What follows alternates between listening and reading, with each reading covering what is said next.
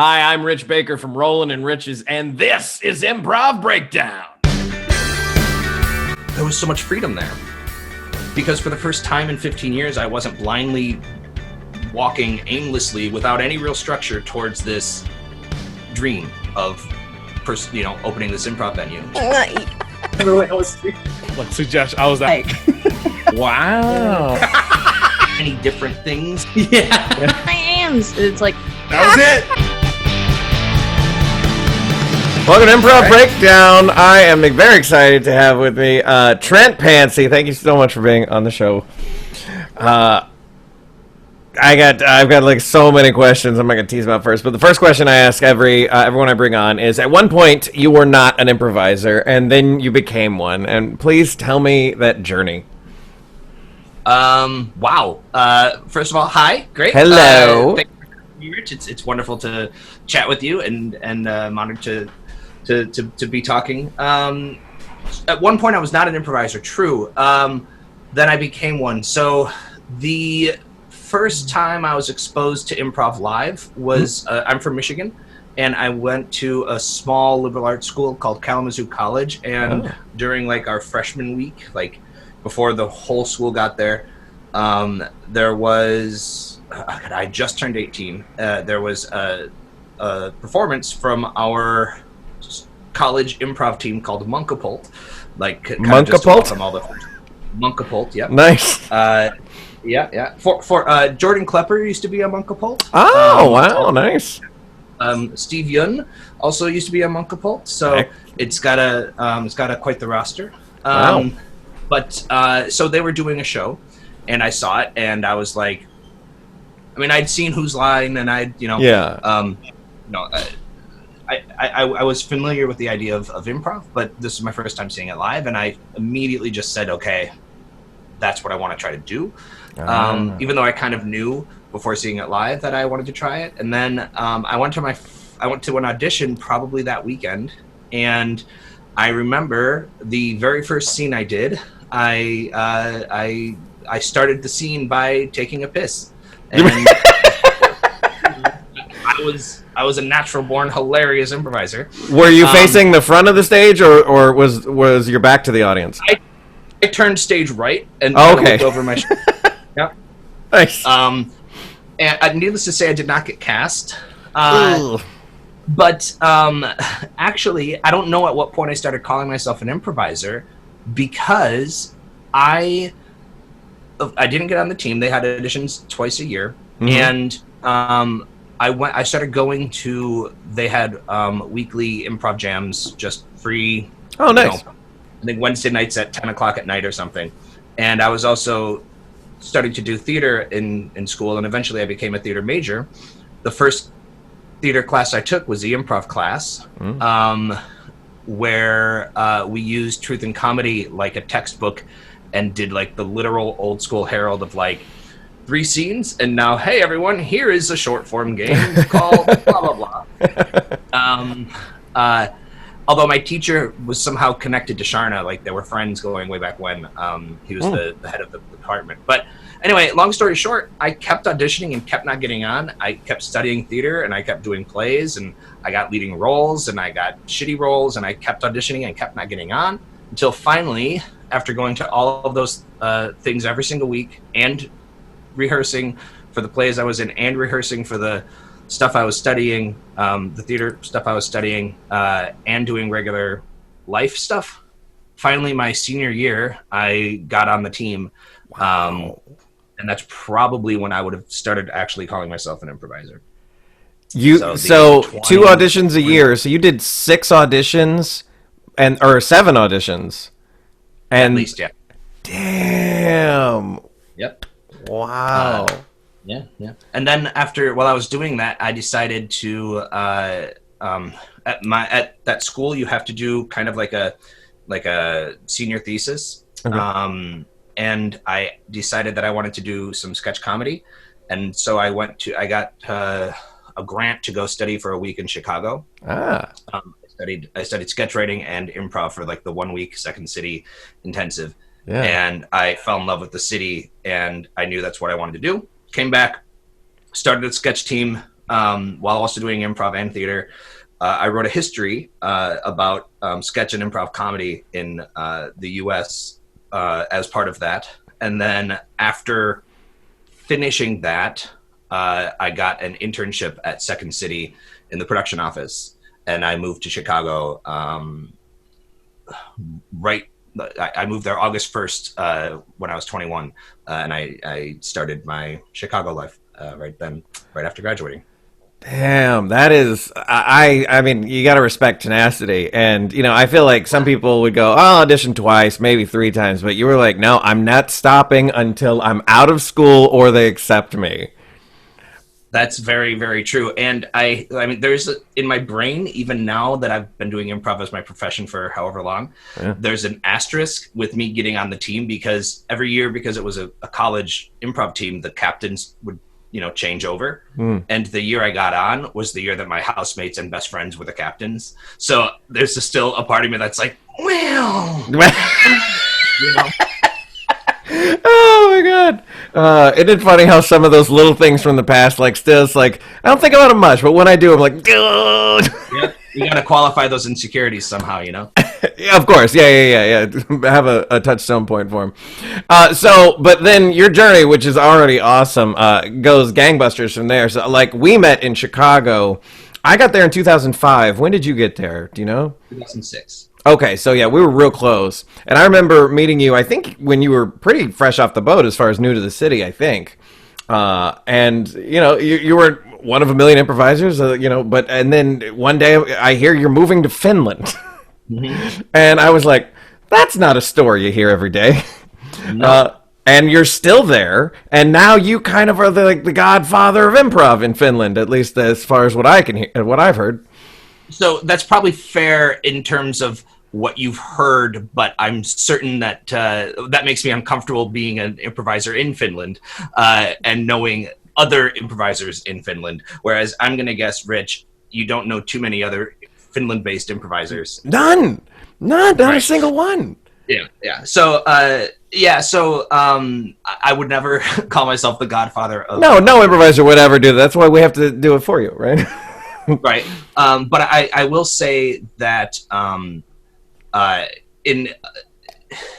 for whether it's tenacity or whether it's my own inability to sit still, when I moved to Finland, I completely thought that my improv career was over. So I was in Chicago, and I did the Chicago improv scene for 4 years. Mm-hmm. Like I said, I started there when I was 21. I moved when I was 25. Wow. Pissed off that I never got a boat. Really angry that ETC stage had never noticed me at 25, when I still didn't look like an adult yet.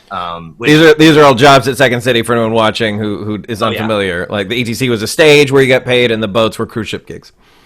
Right. And one thing that I wish someone had told me was, you have to look like an adult, and you have to be able to wear a suit and be believable wearing a suit in order to get paid decently to do improv in Chicago. Like, at that time, yeah. I mean, yeah, for sure. And I wasn't those things, and I kept thinking, like, if it hasn't happened now, it's probably not going to happen. At the age of 26. Yeah. So I'm old. Just take a fork at me. I'm done. I'm put me to pasture. So I was dating a Finnish girl who I proposed to on stage at Second City in Donnie's Skybox after a sold-out musical improv house ensemble show with the Infinite Sundays. And she said yes, and then waited a year, and then I moved I moved to Finland. And when I moved here, I completely thought that my improv career was done, because I don't live in Helsinki. I live in Tampere, which is kind of like, you divide Finland into thirds, because the top third is the Arctic Circle. The middle third is pretty empty, but there's still some small towns, and then the southern third is like where most of the people live. Tampere is like in the kind of top third of the bottom third. Okay. Of Finland, and it's not a huge city. There were 200,000 people here when I moved here. Oh wow. And who moves to a country that you don't know very much about and thinks that you can do a living in improv in English? Certainly not me. In 2010. So when I moved here, I just kind of thought I'd start my life again, which I did. I got married, which in Finland means that I was qualified to get free education.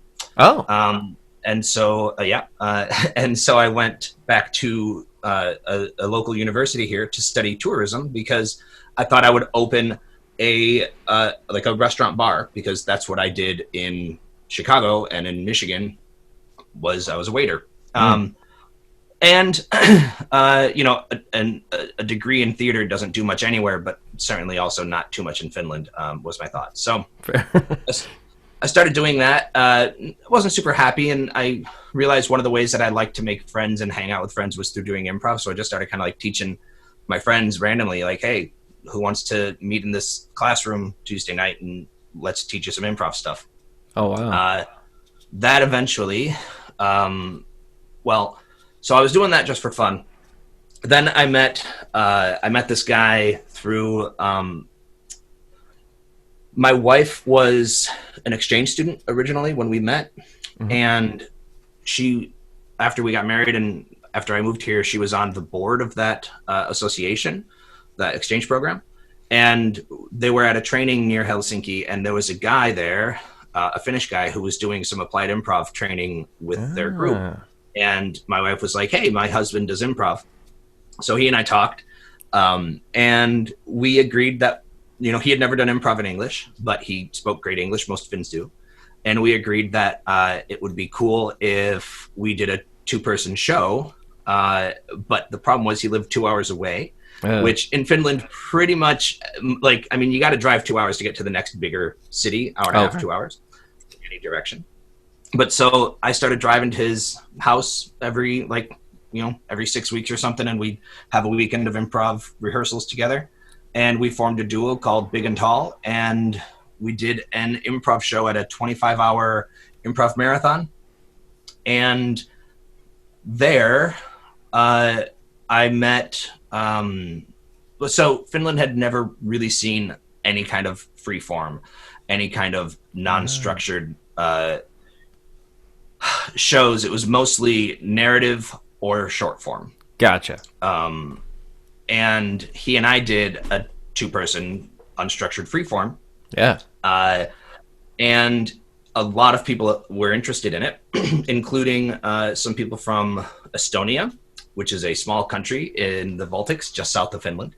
And while I was there, I met some people from Estonia, and I met some people from Tampere, the city that I live in, who did improv in Finnish. And I asked a guy who turned out to be a buddy, if he wanted to do some stuff in English in Tampere, so I didn't have to drive to Jyväskylä just to do some improv all the time. And he agreed, and we formed the first English language improv team in Tampere called Yada Yada Improv. And we've been doing shows with them now for 9 years almost. Wow. And then the people from Estonia invited me to come to Estonia and teach them some improv. So that was kind of the first international improv teaching that I did outside of Finland. That's amazing. So many things. One, I love that you call it free form, because everyone here calls it long form, but then you go long form narrative or long form, and I don't think I've ever heard the word free form. I like that. It's so much simpler. So concept.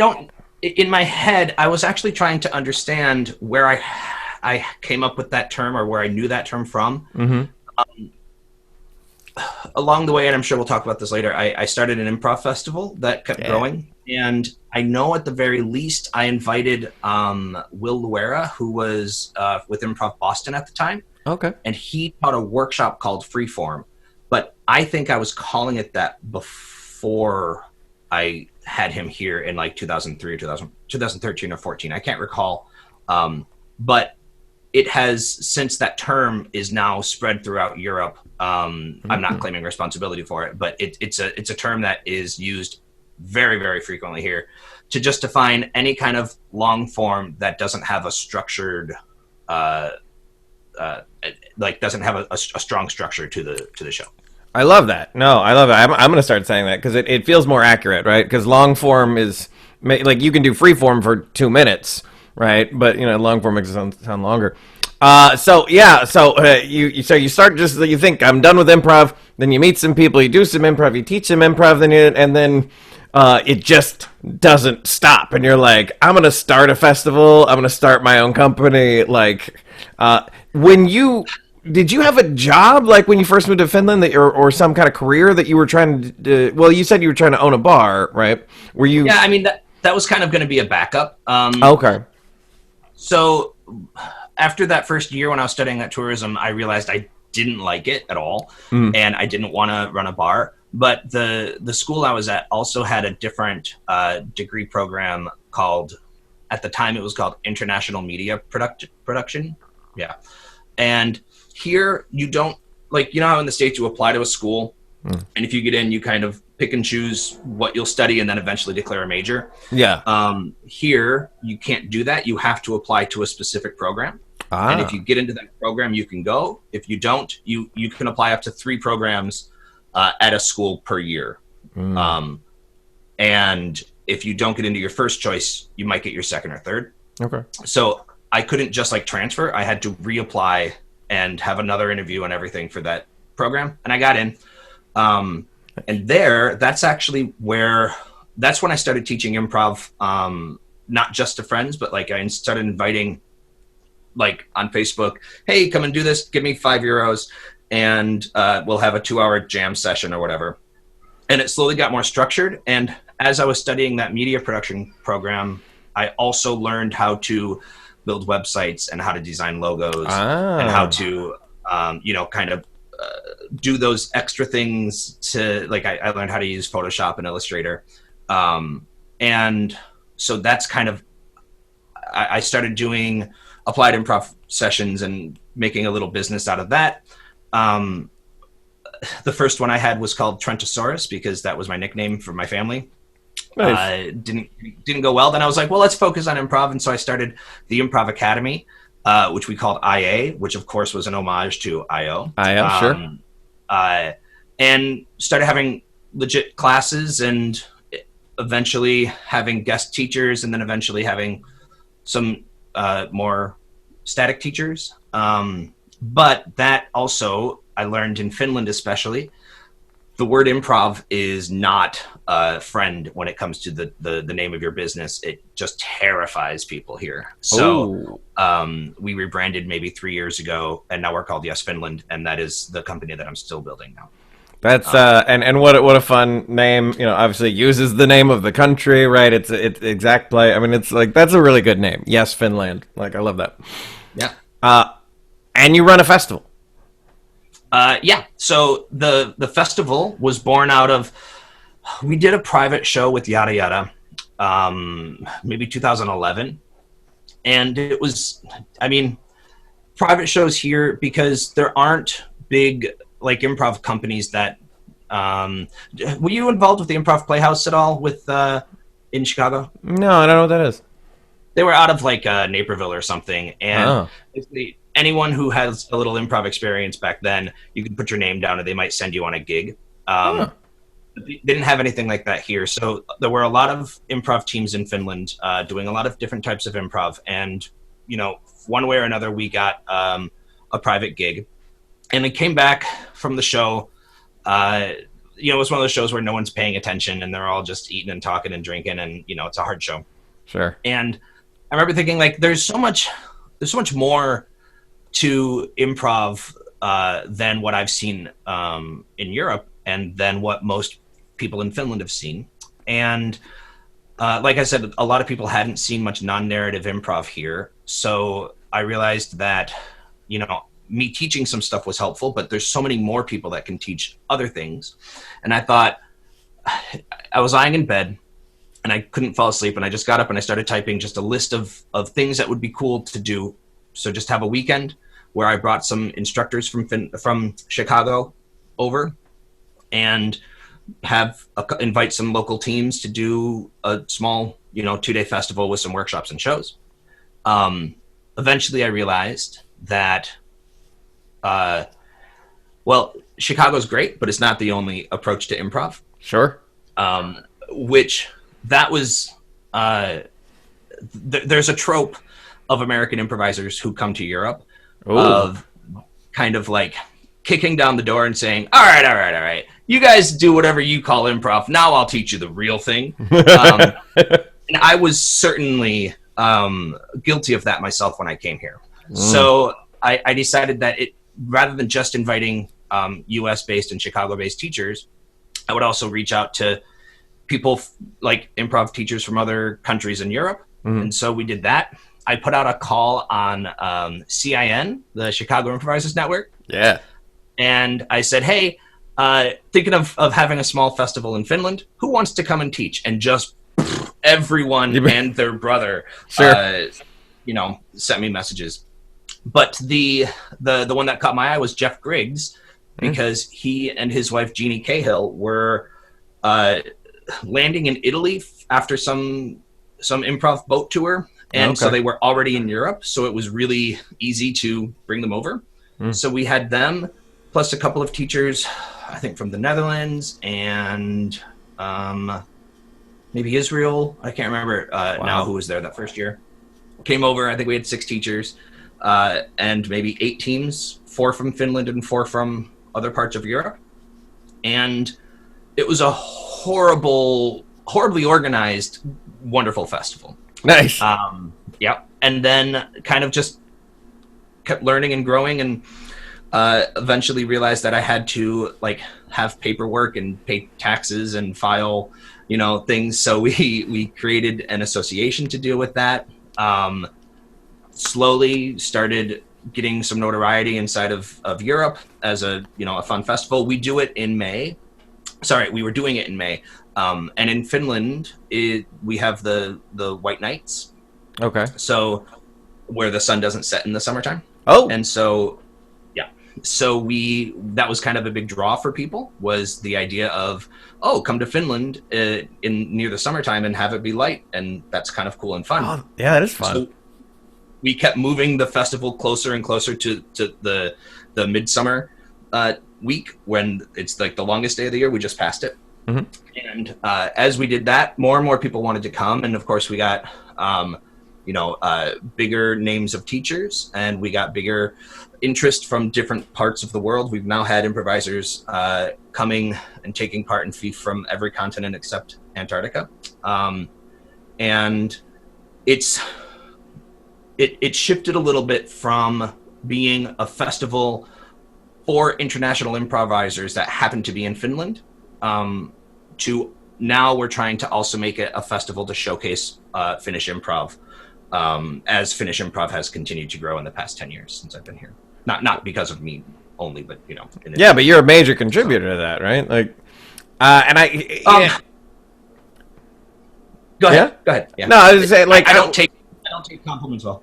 An improviser that doesn't take compliments well? Weird. I've never heard of that, sir. Ever.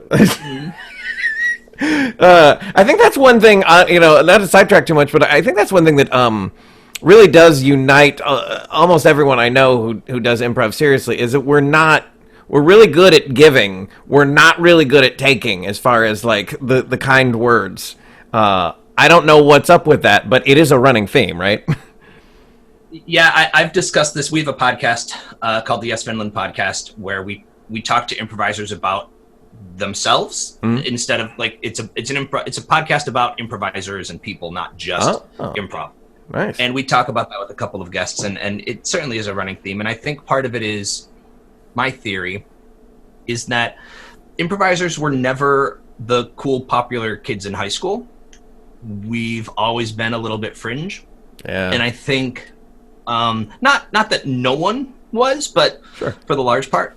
And I think because of that, we two things. Number one, we grow a set of skills that are kind of chameleon-esque as we try to figure out where we fit. And so we kind of adapt and change, and we learn different social habits for different places. And we also probably spend time, a lot of time on many different things instead of focusing just on one thing, because that's kind of maybe where we find our friendships and stuff. Yeah.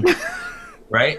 And as a result, I think that's what makes good improvisers are. You don't have to be awesome dancers and awesome singers and awesome actors and awesome storytellers. You might be pretty good, right? Jack of most of those trades, but maybe not a master of them. And I think that makes a good improviser. But I think also because of that, it can be hard for us to feel accepted by people who we maybe in our past lives weren't always accepted by. And so when you get an off-the-cuff compliment or whatever, or when you study that it's about us and not me, and you practice and teach that, and then someone says you something positive, you're like, but I mean, it's us. Get away! I reject you. Yeah, exactly. Dude, you're doing like surgery on my psyche right now. This is amazing, and I'm like, oh my god, this is all true. Yeah. Well, that's actually the crazy thing. I mean, I'll talk all day about me in Finland and what I've been doing here, but like one of the best parts about being a European-based improviser is I travel around the world and I teach improv and I perform improv in countries that I never thought I would visit. Wow. And as such, you meet improvisers who are just like you from every other part of the world. Wow. And you have conversations like this with people from all over the world, and you realize, okay, I have a theory. I think 50% of improvisers are engineers who improv is the exact opposite of how their brain naturally works, and they can dissect things and they can go, okay, this plus these other improv elements make me a good improviser. Yeah. And then 50% of improvisers are feelers who innately understand how things work, but they don't ever have to dissect them to try to think, well, how do I act sad? It just comes naturally because I know how to feel sad. Yeah. And I think the combination of those two is what makes improv work well when we all find it. And wherever I go, I think probably half the people I meet have ADHD and don't know it. Squirrel. And I have right. So I have ADHD, and one of the reasons that I think I'm drawn to improv is because it allows me to do so many different things at once that I can actually sit and focus and get into flow where I can't do that anywhere else. And it doesn't matter if I'm talking to people that I've worked with in India, or if I'm talking to someone from Italy or from Spain, or Australian improvisers. We're all the same kind of person. And I think that you don't get that in an industry of painters. I don't think that you get that in an industry of history PhDs. I don't think that you get that in an industry of car salesmen. I think with improv, it's because we're the type of people we are, and improv makes you be a person who you probably like to talk, but you have to learn to shut up and listen, or you probably like to shut up and listen, but you have to learn to talk. But either way, we work on these skill sets, and our personalities are what drive us to this industry, and therefore people from around the world can connect, not just on small industry things, but on a human and personal level, because we're this certain type of person that has been drawn to improv for a certain reason. My God, man, this is amazing. Thank you. I'm so glad we tangented on that, because that is fantastic. Did you ever see the movie The Martian, the Matt Damon movie? There's a scene in it where basically they have to work with the Chinese scientists, and they were like, leave the government out of it. We're going to talk scientist to scientist, because no matter where we are from, scientists have that bond. And it's like, you're describing about improvisers. I'm like, it's true. We also have, because you're right, not every profession has that, but like the ones that do, like it's like this, whether it's official or not, there is a club, and we're all in the nerdy ADHD, like we're in that club. Yep. Beautiful. Beautiful. Yeah. And that's actually one of the things that I found, it's so I got lucky. I came into the European improv community right before like Facebook changed the world of improv forever, because now with Facebook, you can connect to people super quickly and super easily, and you can you can talk to anyone you want to about anything. Yeah. And I know that Europe kind of has a reservation against bringing especially US-based improvisers into our like circle and into our niche, because we love what we have and we want to protect it. And as an American, and especially as a white cis male American, I know what it's like to be the kind of improviser that Europe wants to protect themselves against, of loud, boisterous, let me teach you, but not listen and not learn. Right? There's a lot of that when people try to come over and do stuff in Europe. A lot of European festivals are open to having American teachers and American performers. The ones who get brought back are the ones who come here to learn equally as much as they are here to either represent or teach their approach to improv. The ones who don't are the ones who don't care about the beautiful diversity that European improv has, which we have a different type of diversity in Europe. We have, at an improv festival in Europe, you might see a hilarious, fast-paced, like two-person show from Spain, where one person is in a character of a jester, like in costume, and the other one is in the character of a writer in a costume. You then, right after that, you might see a mono scene of 4 people just driving in a car from Romania. Then after that, you'll probably see a beautiful show from France with people miming with 0 language used at all, but still the most hilarious show you've ever seen, followed by an improvised musical in the style of what's his name? God damn it. Like a Sondheim or? Nope, not even. It's from the Maydays. They do, it's Tim Burton, sorry. A Tim Burton improvised music. Yeah. Nice. From the UK.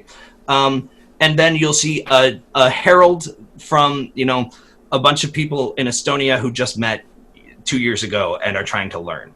Oh, wow. And I think that that's one of the things that is so great about the European improv community, is the different types of culture and acceptance of those cultures that you see being represented in the improv, but also in the workshops, because you can also probably take workshops with most of those people, like people from most of those shows. Wow. And you have to be, if you want to break into the improv scene in Europe, you have to be open to those things. And of course have a desire to share what you've been doing too. But I think it's more important to listen and watch and learn and bring those things, whether it's teams or ideas or whatever, back to the States with you. That makes total sense. Well, and so many things I want to say here, but I think as a teacher, no matter who you're teaching, even if you're teaching, people in the school you've been teaching at for years, that every class, every workshop should be a learning experience for everyone, including the instructor, right? Yeah. But I mean, even more so when you go to a foreign land with like totally different, the improv in Europe evolved differently, right? So of course it's going to look different, it's going to feel different. I mean, it's exciting to hear you talk about that because, there is some diversity in U.S. festivals, but I mean, there is a lot of like a bunch of people doing a long form and then another bunch of people doing a long, that kind of thing, just kind of over and over. And it can get a little stale. I remember the first time I went to I.O., I was just like, oh, these teams look and sound the same. They just take a different suggestion, but they all just whoosh, at the beginning. So, well, that was the same way I felt about my first improv festival in the States, after having done improv for a while. So I guess my second one was, oh, cool. It was in North Carolina, and it's like, oh, there's teams from Colorado and teams from Florida and teams from Chicago and teams from Minnesota, but it's mostly just a bunch of white dudes doing the same shit, Yeah. That's really cool that there's so much variety there. So we talk about teaching, so let's talk about that. So was teaching, when you got to Finland, was that your first time teaching, or did you teach in Chicago or in college, or when was that your first time? So I just started to kind of make some money with improv in Chicago after I had decided to move. And I was doing some teaching in some schools in Michigan, like some high schools, just, driving to Michigan from Chicago. Nice. And I started to, I never led any like open workshops or anything like that. But it was when I moved here, not my first time, but I had to learn how to be a teacher while teaching. Yeah. And that's why I'm okay that the first year I taught, I didn't make any money with it because I didn't really deserve to get paid yet. It was like a TA, like a grad student. Like you didn't get paid, but you were learning too. Right. Nice. And so I started kind of just as most teachers do with just regurgitating. Sure. And it took me a long time to learn the difference between showing something and explaining it and actually teaching something. I think it wasn't until I had to try to teach people how to teach that I really understood what it is you need to be able to teach. And I think for me, a big shift in when I felt comfortable really being a teacher was when I started creating my own workshops and creating my own exercises. Yes. And I think, I when I was here, I read a bunch of books, and I listened to a bunch of podcasts with improv teachers, and I watched whatever online shows I could find. Sure. And I kind of created an idea of what teaching is. But I think it wasn't until I had to have other people that wanted to also teach, and they were first-time teachers, and they asked me, how do I do it? Yeah. That I really started figuring out, oh, well, I don't know. Let's reverse engineer. Yeah, right. And actually, this comes back to that thing I was talking about. I'm a feel person, right? For me, improv never had to teach me how to act on impulse. It never had to teach me how to how to represent something. I could always just do it. Yeah. And when I realized, like I was saying earlier, if I if I tell someone that they have to sound like you're upset when the scene starts, and they're showing me that they're sounding like they're upset, but they're not connecting to that emotion, and I realized most people's brains, or some people's brains, I should say, don't work like mine. Yeah. I had to start learning how to reverse engineer the things that I never had to learn, that I just inherently understood in order to be able to teach them. And now when I create a workshop or I create an exercise, I try to find in a single exercise a way to approach for both type of learners: intuitive learners, feelers who just get it and like, oh, makes sense. And then more logic-based learners who you maybe have to break down and explain this step and this step and this step. And reverse engineering improv is fascinating. Isn't it great? Oh, it's so good. I did a master's degree in screenwriting while I was here, and that was the first time I really understood the value of the logic brain, in addition to the intuitive emotion based brain. Yeah. With so narrative structure and things like that.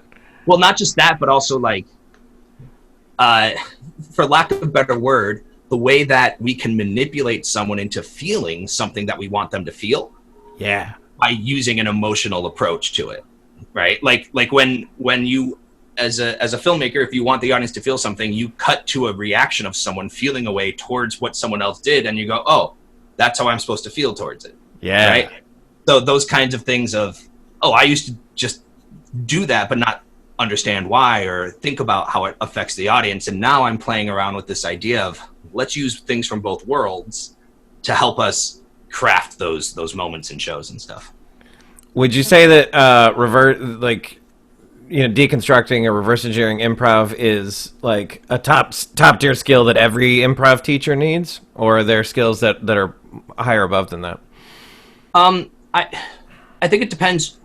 If you're trying to teach at an institution that has a curriculum and you want to stick to their curriculum, I think that's totally fine. Mm-hmm. And I think, honestly, I even think at most levels, just showing and having an understanding of those things you're trying to teach is important. But I think you can get away with just showing and introducing people to those concepts. But once you want to start creating your own approach to your own way, your own thoughts and ideas and theories of what improv is for you and how you want to approach it, I think you should take some time to sit and try to understand what it is that you do that you like, what it is other people do that you like, what it is you do that you dislike, and what it is other people do that gets on your nerves. And look at it and try to break it down so that way, I mean, you do it naturally when you give notes, when you're side coaching. You do it naturally when you're on stage, but you're probably not thinking about it. And especially as a leader of a community here, being asked both by local Finns in my classes or at shows, and by people who come to my festivals or people who come to our shows or when I'm traveling and teaching, people talk to you a lot, and you have to be able to have answers for them if you want to keep them engaged and keep yourself engaged. And so I think to get to that point where you start creating your own thoughts and ideas of improv, I think that reverse engineering is important. Yeah. Oh, man, I love it. What is, I mean, I think you may have already hinted at this earlier, but what's something about improv, just anything about improv in general, that just kind of annoys you? I am, in my head, I'm writing a series of blogs that I'm going to put out called How Improv Ruined My Life. It will be tongue-in-cheek, but it will also be completely true. Like I said, I wasn't the kind of person who needed to learn how to, that I have a voice. I needed to learn how and when to use it. I needed to learn how to listen. And being a person who has studied and performed and taught improv for 18 years now, I didn't know when to stop being an improviser and start being a responsible adult. By which I mean, we're taught, especially out of Chicago, to be organic and reflexive and respond and react and make what's happening work somehow. Yes. We're not taught to plan and strategize and have goals that you want to achieve. Yeah. And as a person, I took that into my life, and I didn't plan anything. When I moved to Finland, I didn't really research Finland very much. Even after being here, I never planned or strategized how to build a career or how to have a goal and create steps to get there. And I think part of that is because of just my lazy nature and honestly, probably my privilege of being a middle-class white guy who, like, I was always smart enough and worked hard enough to get what I wanted without having to try very hard. And I think I see that a lot in improv there's a lot of people who don't realize how hard you have to try if you want to achieve something. Yeah. And that we settle for this reflexive, organic, I'll just make whatever happens work. And I'm 35, I have 2 kids, I own a home, and I'm trying to start a business, and I don't know how to work for it. I don't know how to set goals and achieve them and, like make a long-term strategy, because I've spent so much of my life just saying, I'll figure it out as I go. And I wish I had a little bit more of that strategizing thing. And so I think the thing that annoys me is that the people who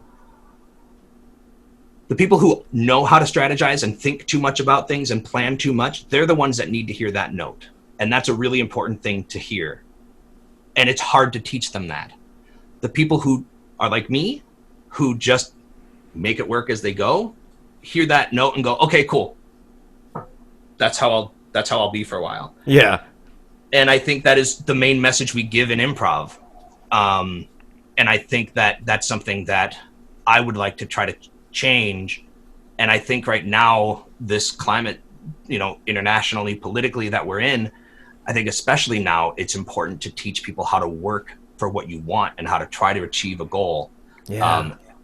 And that just because things will probably work out, because they have your whole life, that is the thing I think that leads us to the difference, the main difference that not to make like over well-timed political conversation, but like I've been thinking a lot about my privilege and a lot about Sure. why I haven't had to work, right? Yeah. It's exactly because of that. My parents paid for my college.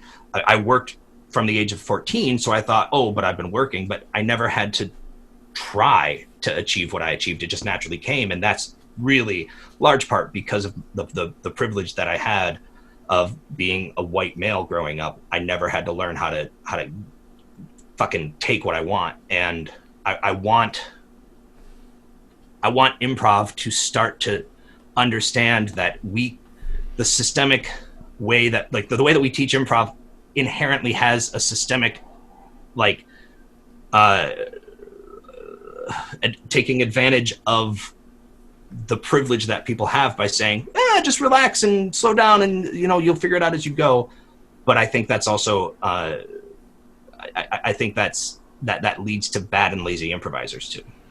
Yeah, well, I mean, I literally had a student just yesterday ask me. She's in a class, or she's not in my class anymore. She's, former student. She was asking. She's like, I want to do all these things in my class. I want to get them to do this and that and the other, and no one wants to show up. And she goes, why are improvisers so lazy? And I'm like, well, there's a reason, and like I think you just articulated it perfectly. It lends itself to laziness. Yeah. Yeah. I love that how you spelled that out, and I love the idea that not only did you spell it, but you were like, and I want to change it, because like I agree, and I think we could go toe to toe on examples of like, yeah, if I had that planner's mindset, if I'd worked harder, thought ahead, theoretically things would be different, whatever. Oh my God, that's really eye opening. Thank you for that. That's huge. Well, that's good to hear, because these are things I've been thinking. We talked, I think, before we started recording. Mm-hmm. Like, it's really weird to be an American living outside of the U.S. right now. Because I don't know. Part of me doesn't know whether I have a claim to feeling emotions about what's going on in the States, and like, talking to my kids. How do I bring up? They're 5 and 8. How do I bring up, and when do I bring up this part? They've never lived in the States, but they're half American, and that's a big part of me. And so these are things I've been thinking about, but haven't began to articulate to anyone yet. So it's nice to hear at least that it sounds like I'm feeling like I'm on the right track a little bit. I mean, I've been in this art form, a while, and you dissected it perfectly as far as I mean, I'm hanging on your every word. So what's next? What's next for you? What's now that you're in the planning ahead stage? What are we looking at? 2, 3, 4, however many years down the line? Well, here's the thing. So we have been slowly building a community here, and within that, we were doing shows twice a week at different bars, and had 2 classes running and 2 sets of like conservatory or like house teams going, and starting to build momentum. And in December, we decided to open up our own space. We'd had studios, but we were going to build our own theater. So we found the perfect space and moved in and started paying rent. We got our liquor license, which is impossible in Finland. And then we moved there late February. Oh. And so in early March, we had to no longer be there. Started working from home, obviously. And we had to move all of our classes online. Then when I went to the bank with my business plan that I had just finished a week into Finland's lockdown, they said they wouldn't give me the loan that we had discussed earlier. And we were going to do a crowdfunding campaign that was supposed to launch March 14th or 15th, which we were going to largely rely on our international improv base to help us, build our venue. And of course, we decided not to do that, as almost everyone in Europe got all of their gigs canceled, and not just Europe, but throughout the world.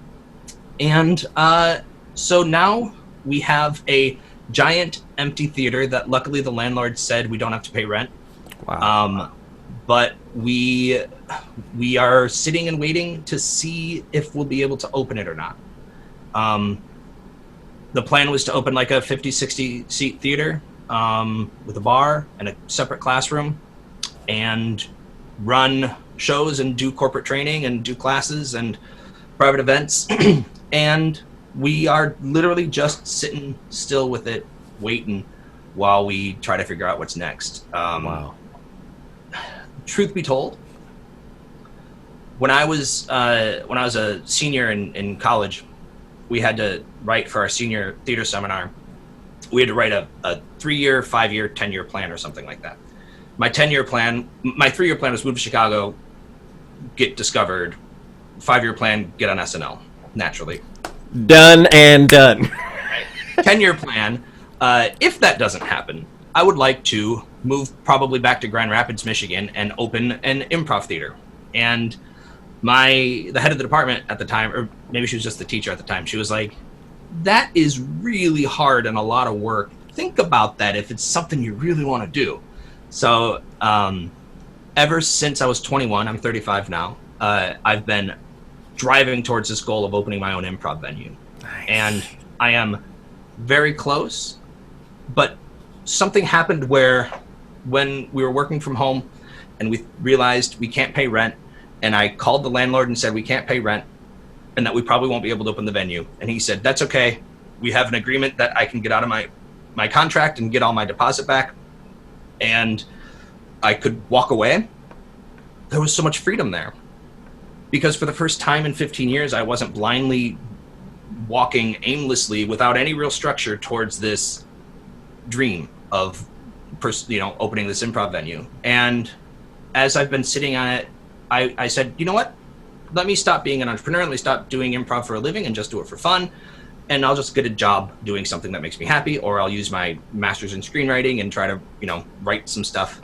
And then, of course, more months of sitting and waiting after thinking like that. And now I'm in this place where I'm happy that I have my improv training of being reflexive and of reacting and trusting that whatever will happen, I'll be okay with, because I know how to survive in whatever, I know how to make the best out of whatever situation comes at me.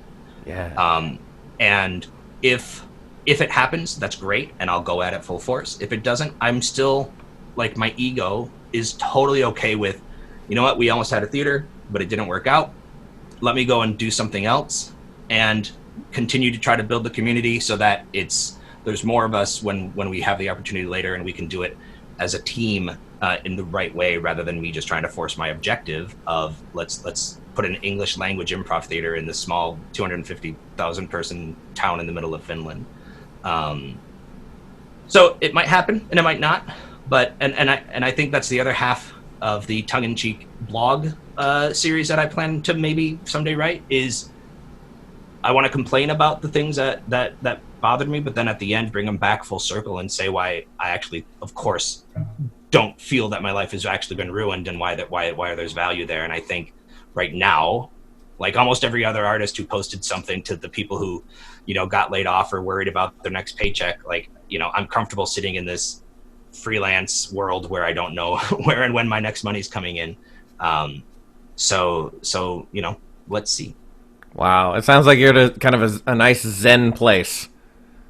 It's summer and it's hot, and it's hard to think when it's like that here. Fair. Places don't have air conditioning, so it's easier just to kind of say, hey, let me spend more time with my kids and do some yard work and take a little break from the 60, 70-hour work weeks that I've had, which in Finland are insane to think about. No one does that. They work 30 hours here and then they go to their cabin every weekend. So wow.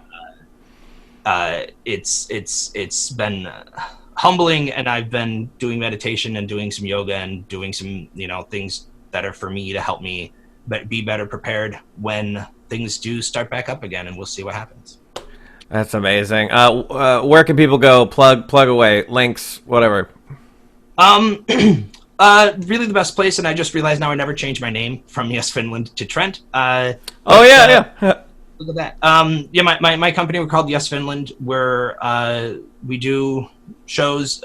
Probably the easiest thing for non-Europe or non-Finland based people is check out our podcast. The second season, I think, is the most valuable for non-Finland based people. Nice. Where I talk to people, improvisers from all over the world, kind of like this, just about themselves as an improviser and who they are and what their lives are like and what they do. Probably give more insights as to, people from France and Poland and India and Finland about improv outside of the States. That's probably the best thing that you could do if you want to see the rest of the world and how they do it. I absolutely do. I'll put links to all this in the description below. Trent, Pancy, so good to see you. So good to talk with you. Thanks so much for being on the show. This has been amazing. Thanks for having me, man. It's been great. Thank you so much for watching. If you're interested in learning more about my private coaching, my classes, or my workshops, follow me at Rich Baker Coaching on Instagram or Facebook, or get on my email list, which is all that info is in the show notes below. If you have any questions about improv, please put them in the comments below. I'm going to do a Q&A episode for my 11th episode, and I would love to answer your questions. To get notified about upcoming episodes, subscribe to the Roland and Rich's YouTube channel and click the little bell icon below. Thanks, improvisers, and keep making each other look good.